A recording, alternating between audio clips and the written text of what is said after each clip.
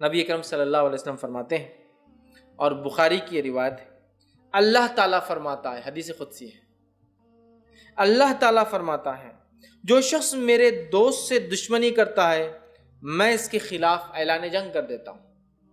کیا فرمایا اللہ تعالیٰ؟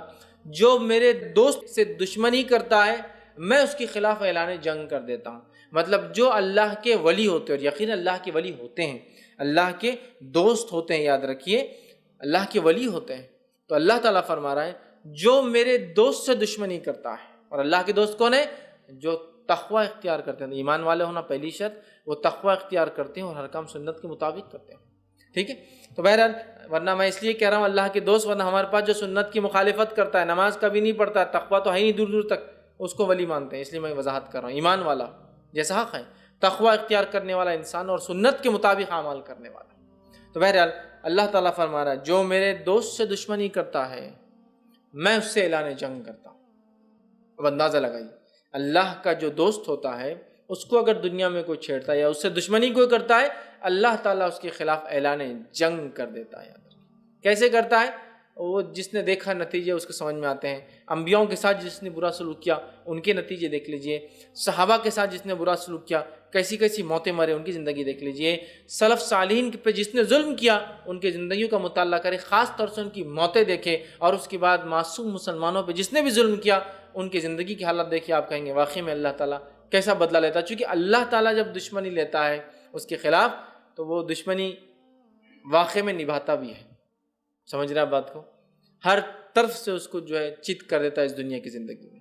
تو بہرحال اللہ تعالیٰ فرما رہا ہے جو شخص میرے دوست سے دشمنی کرتا ہے اس کے خلاف میں اعلان جنگ کرتا ہوں۔ تو ایک بات ہمیشہ ذہن میں رکھنی چاہیے، اللہ کے نیک بندوں کے خلاف کوئی چال نہیں چلنا چاہیے، اس لیے کہ جب ہم اللہ کے نیک بندوں کے خلاف چال چلتے ہیں در حقیقت اللہ ہمارے خلاف اعلان جنگ کر دیتا ہے۔ پھر ہوتا ہے نا بہت سارے لوگ نیک لوگ خواہ تنگ کرتے ہیں زمین کے معاملات میں، اس میں احتیاط کرنا چاہیے، آپ خطرناک زون میں جا رہے ہیں، آپ کو تکلیف ہو سکتی ہے، ٹھیک ہے؟ آگے آئیے سنیے، اللہ تعالیٰ فرماتا ہے اور میرا بندہ سب سے زیادہ میرا تقرب اس چیز کے ساتھ حاصل کرتا ہے جسے میں نے فرض کیا ہے۔ اللہ تعالیٰ فرما رہا ہے میرا بندہ سب سے قریب مجھ سے تب ہوتا ہے جب وہ میری فرض کردہ چیزوں کو پورا کرتا ہے۔ اللہ تعالیٰ فرما رہا ہے میرا بندہ میرے سب سے قریب کب آتا ہے؟ جب وہ چیز کرتا ہے جو میں نے اس پر فرض کی ہے۔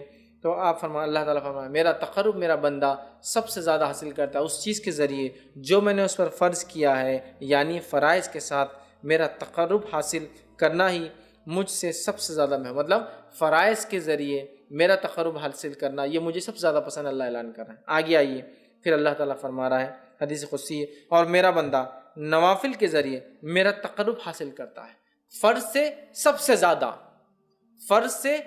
زیادہ، لیکن نوافل سے بھی کرتا ہے فرض کے بعد، مطلب فرض جو ادا کرتا ہے اس کی نفل قبول ہوتی ہے، بات بھی یاد رکھیں۔ پھر اللہ فرماتا ہے پھر جب اور میرا بندہ نوافل کے ذریعے میرا تقرب حاصل کرتا رہتا ہے یہاں تک کہ میں اس سے محبت کر لیتا ہوں۔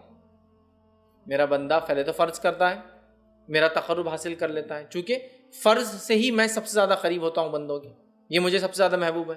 پھر میرا بندہ نفل پڑھتا ہے اور نفل پڑھ کر میرا تقرب حاصل کرتا ہے، اتنا تقرب حاصل کرتا ہے کہ میں بھی اس سے محبت کرنا شروع کر دیتا ہوں نوافل کے ذریعے۔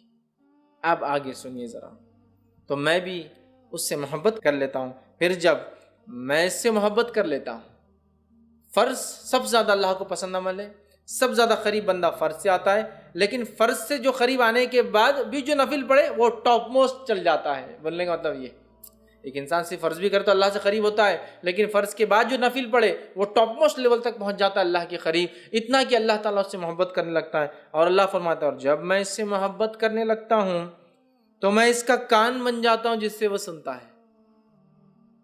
اس حدیث کو غلط معنی مت دیجیے کہ واقعے میں اللہ اس کے اندر حلول کر جاتا ہے، نہیں، مطلب وہ وہی باتیں سنتا ہے جو میں چاہتا ہوں کہ وہ سنے، کوئی غلط بات نہیں سنتا ہے۔ تو اللہ فرماتا ہے میں اس کا کان بن جاتا ہوں جس سے وہ سنتا ہے، اس کی آنکھ بن جاتا ہوں جس سے وہ دیکھتا ہے، اس کی آنکھ بن جاتا ہوں جس سے وہ دیکھتا ہے۔ عثمان ابن عفان رضی اللہ عنہ فرمایا کرتے تھے کہ مومن کی فراست اس کی نظروں سے بچا کرو، اس لیے کہ مومن جو ہوتا ہے نا اس کی آنکھوں سے چیزوں کو پہچان لیتا ہے. بہت سارے سلف کے واقعات ہیں, لوگوں کو چہروں کو ان کے حالات دیکھ کر پہچان لیتے تھے کیا پرابلمس ہیں. اس لیے نہیں کہ ان کو غائب کا انتا نعوذ باللہ, لیکن اللہ تعالیٰ نے ان کو وہ صلاحیت دے دی تھی. ہوتا ہے نا لوگ بولتے رہے ڈاکٹر ہے ہاتھ لگاتے تشخیص کر لیتا ہے, چہرہ دیکھتے انہوں نے پہچان لیا کیا ہوگا, یا سوال کرتے دیکھو جواب وہی آیا جو سوال تھا حالانکہ اس میں یہ بات نہیں کہی گئی تھی. یہ ساری چیزیں ہوتی ہیں. ٹھیک ہے, تو یہاں دیکھیے اللہ کے رسول صلی اللہ علیہ وسلم کیا فرما رہے ہیں کہ اللہ تعالیٰ فرما رہا ہے میں اس کی آنکھ بن جاتا ہوں جس سے وہ دیکھتا ہے, اس کا ہاتھ بن جاتا ہوں جس کے ذریعے وہ پکڑتا ہے. مطلب وہی دیکھتا ہے جو اللہ چاہتا ہے, وہی سنتا ہے جو اللہ چاہتا ہے, وہی پکڑتا ہے جو اللہ چاہتا ہے. مطلب مومن ہر وہ کام نفل کے ذریعے اللہ سے محبت حاصل کر کے اللہ اس کے ریٹرن میں اس کو ہر وہ چیز کرواتا ہے جو اس کا رب اس سے صرف پسند کرتا ہے. اس کے علاوہ نہ کچھ سنتا ہے, نہ کچھ دیکھتا ہے, نہ کچھ پکڑتا ہے.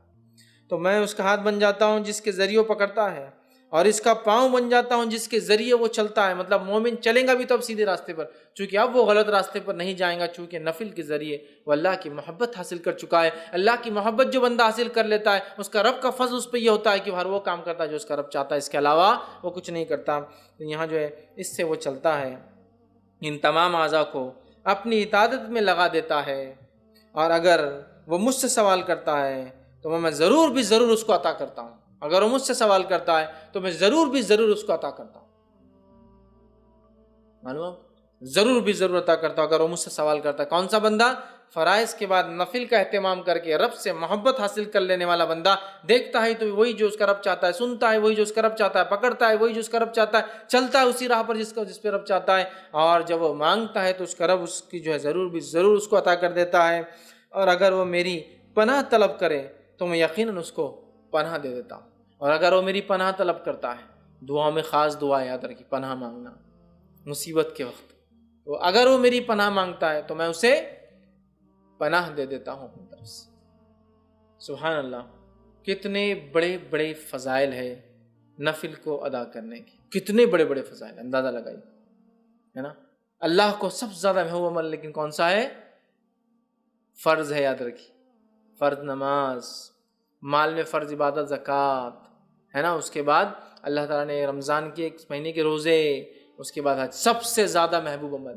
اس کے بعد یہ کرنے کے بعد بندہ نفل کے اندر دوڑتا ہے, آگے بڑھتا ہے. فرض نماز کے بعد نفل نماز, فرض زکوٰۃ کے بعد نفلی زکوٰۃ, فرض روزوں کے بعد نفلی روزے, فرض حج کے بعد نفلی عمرے, نفلی حج بولتے ہیں اس کو حج صغیر, چھوٹا حج, وہ کرتا ہے تو اللہ سے اتنا قریب ہوتا ہے کہ اللہ محبت کرنے لگتا ہے. جب اللہ محبت کرنے لگتا ہے تو وہ جو دیکھتا ہے وہ جو اس کا رب چاہتا ہے, وہی سنتا ہے جو اس کا رب چاہتا ہے, وہی اس کے ہاتھ پکڑ دے اس کا رب چاہتا ہے, اسی راہ پر چلتا ہے, قدم چلتے ہیں جو اس کا رب چاہتا ہے. اور پھر جب اپنے رب سے مانگتا ہے اس کا رب اس کو پورا, اس کی دعاؤں کو پورا کرتا ہے. اور جب وہ پناہ طلب کرتا ہے تو اللہ تعالیٰ اس کو پناہ عطا کر دیتا ہے. میں سمجھتا ہوں بہت بڑے بڑے فضائل, یہ بخاری کی روایت تھی. ہمیں پتہ چلے اس کے اندر کہ نفلی نماز کے ادا کرنے سے جو ہوتے ہیں, جس میں سب سے اہم چیز جو پتہ چلی وہ یہ ہے کہ بندہ اللہ سے قریب ہو جاتا ہے. اتنا قریب کہ ہر چیز جو اس کا رب چاہتا ہے وہی وہ کرتا ہے, اس سے ہٹ کر نہ کوئی چیز سنتا ہے, نہ دیکھتا ہے, نہ پکڑتا ہے, نہ اس راہ پر چلتا ہے. ہم میں ہر شخص چاہتا ہے ہم نیک بنے, اور پتہ نہیں لوگوں نے ولایت حاصل کرنے کی کون کون سے ذریعے بنا لی, اور یہ اللہ کے ولی ہے. چونکہ شروع میں اللہ نے کیا کہہ دیا کہ اللہ کے رسول فرماتے ہیں, اللہ تعالیٰ فرماتے جو شخص میرے دوست سے دشمنی کرتا ہے میں اس سے اعلان جنگ کرتا ہوں. اور پھر آگے اس کی بات صفت دوست کون ہے, فرائض کے ذریعے نزدیک پہنچتا ہے, نفل کر کے اللہ کا قرب اور محبت حاصل کر لیتا ہے, پھر نفل حاصل کر کے پھر وہ جو مانگتا اللہ پوری کر دیتا ہے, جب پناہ مانگتا اللہ پناہ دے دیتا ہے. ہم سب چاہتے ہیں نیک بنے, ہم سب چاہتے ہیں اللہ ہماری دعاؤں کو قبول کرے, ہم سب چاہتے ہیں کہ جب ہم اللہ سے جو مانگے اللہ دے دے, تو ہمیں بھی پھر اللہ تعالیٰ کو پہلے راضی کرنا ہو. ارے دنیا کے اندر تو پتہ نہیں کتنی چاپلوسیاں لوگوں کو کرنا پڑتی چھوٹے چھوٹے کام نکالنے کے لیے. ہاں, کتنی چاپلوسیاں کرنا پڑتی ہیں. اللہ تعالیٰ آپ سے چاپلوسی نہیں چاہتا, اخلاص چاہتا ہے. اخلاص, چاپلوسی میں کیا ہوتا ہے, اخلاص نہیں ہوتا ہے. اخلاص چاہتا ہے, اور اخلاص کے ساتھ فرض عبادت اور نفل میں اضافہ کرو, اللہ تعالیٰ ہم کو دیں گا. یاد رکھیے, بہت سے لوگ بولتے ہیں ارے یہ کیا بات ہوئی, کیا اللہ تعالیٰ دیں گا, تو اس کا مطلب یہ ہے کہ ہم کو کوشش نہ کریں. کوشش کرنا ہے, لیکن تم لاکھ کوشش کرنے کے بعد بھی حاصل نہیں کر پاتے ہو نا چیزوں کو. لیکن جب اللہ کو ہم راضی کر لیں گے نا, تھوڑی کوششیں بڑے بڑے کام نکال دیں گی. تھوڑی کوششیں بڑے بڑے کام نکال دیں گی. اور اس کے بعد بھی اگر کوئی تکلیف آئے تو پھر وہ اللہ کی طرف سے آزمائش ہے, صبر کے ساتھ، استقامت کے ساتھ ڈٹ کر مقابلہ کیجیے، دنیا اور آخرت میں اس سے درجات بلند ہوں گے اور اجر ملیں گا۔ سمجھ رہے ہیں بات کو؟ یہ بات کو سمجھنے کی ضرورت ہے، یہ بات کو سمجھنے کی ضرورت ہے۔ تو اللہ سے قریب ہونا ہے۔ دنیا میں ہم کام نکالنے کے لیے سب کچھ کرتے ہیں لوگوں سے، اگر ہم چاہتے ہیں کہ ہمارا کام عرش والا کر دے، دنیا کی ساری مصیبت، مشکلیں، پریشانی حل، اور موت کی اور موت کے بعد کی اور آخرت کی وہ تمام چیزیں، تو پھر ہم جو ہے آسمان والے کو راضی کر لے۔ ہو سکتا دنیا والے ناراض ہو جائے، اس سے کوئی مسئلہ نہیں، لیکن اللہ راضی ہو جائے۔ لیکن ہمارا معاملہ یہ ہے کہ ہم اللہ کو ناراض کرنا چاہتے اور دنیا والوں کو راضی کرنا چاہتے، تو اللہ تعالیٰ بھی پھر انہی کے سامنے ہم کو جھکاتا رہتا ہے۔ تو اللہ کے نیک بندوں کی صفت آ گئی۔ فرائض کا اہتمام کیجیے، فرائض کے اہتمام نفل میں اضافہ کیجیے، دیکھیے اللہ تعالیٰ کہ ہم دوست بن جاتے ہیں، پھر یاد رکھیے دوست بن جاتے ہیں، ٹھیک ہے؟ تو اس کی ہم کوشش کریں کہ نوافل کو ہم زیادہ سے زیادہ کریں۔